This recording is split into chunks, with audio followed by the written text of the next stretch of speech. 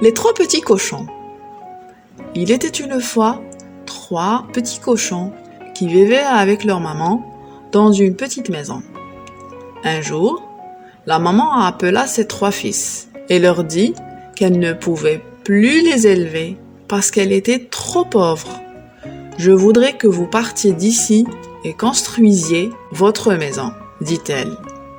Mais prenez garde qu'elle soit bien solide pour que le grand méchant loup ne puisse entrer et vous manger. » La maman embrassa les 3 petits cochons et leur dit au revoir, les larmes aux yeux.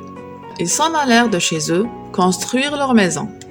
Le premier petit cochon rencontra un homme portant une botte de paille.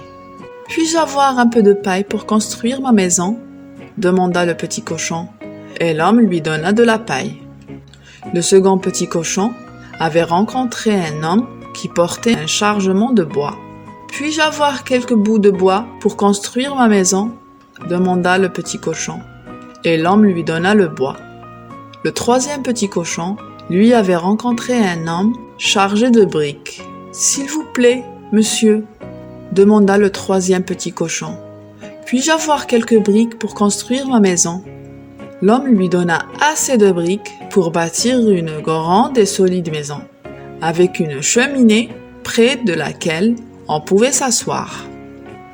Les 3 petits cochons rentraient joyeusement chez eux quand le loup les aperçut. Comme ils doivent être tendres. « Lequel vais-je manger en premier ?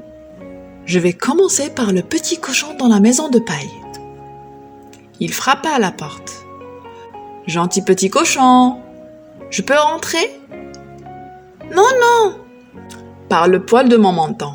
« Alors, je vais souffler et ta maison s'envolera. » Le loup gonfla ses joues, souffla de toutes ses forces et la maison de paille s'envola. « Au secours !» cria le premier petit cochon en courant vers la maison de bois de son frère. À peine celui-ci eut-il refermé la porte que le loup frappa.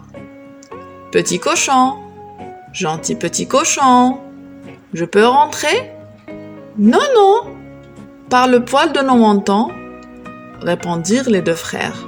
« Alors, je vais souffler, et votre maison s'envolera. » Le loup se gonfla les joues, souffla de toutes ses forces, et la maison de bois s'envola. « Au secours !»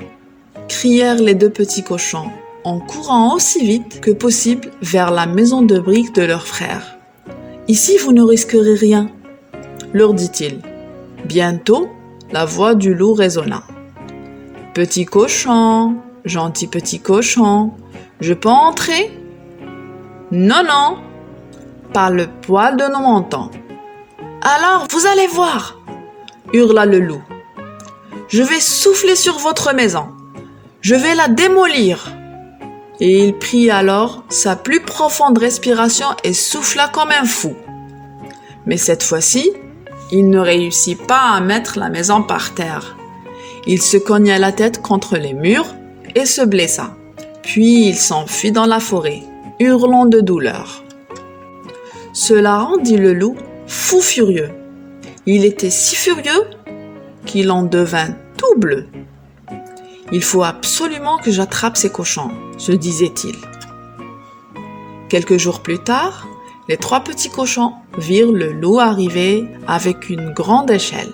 « J'aurais dû y penser plus tôt, » dit-il en l'appuyant contre le mur de la maison pour atteindre la cheminée. Pendant ce temps, le 3e petit cochon était très rusé, alluma un grand feu dans la cheminée, y posa le chaudron rempli d'eau. Quand le loup descendit de la cheminée, il tomba tout droit dedans. Il poussa un hurlement qu'on entendit à des kilomètres à la ronde et repartit comme il était venu par la cheminée. On n'entendit plus jamais parler de lui. L'histoire est finie, les enfants. À bientôt.